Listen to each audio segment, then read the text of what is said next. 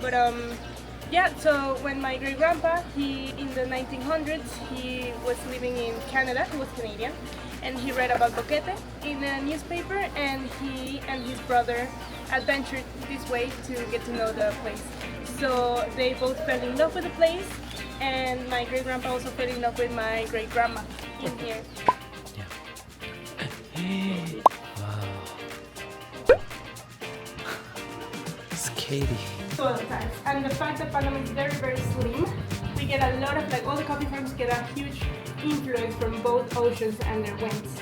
So the amount of influence you're gonna have from the Caribbean versus the Pacific is gonna really dictate how much the profile you're gonna develop. The rains from them are different at different months, and they're more Pacific from the rest of the year.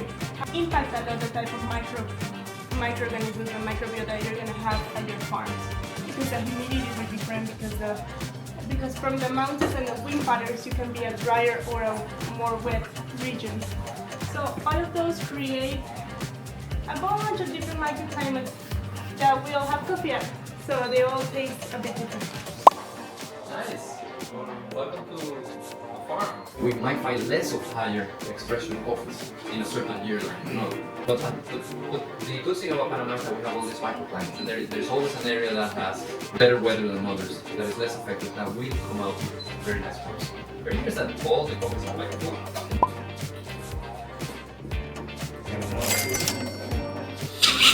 One of the likely ones in here now. 가는데 진짜 완전 폭발하는데요.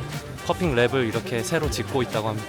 Coffee we store it in our cold room for like resting, and they're gonna be either in parchment or in cherry, depends if it's natural or washed.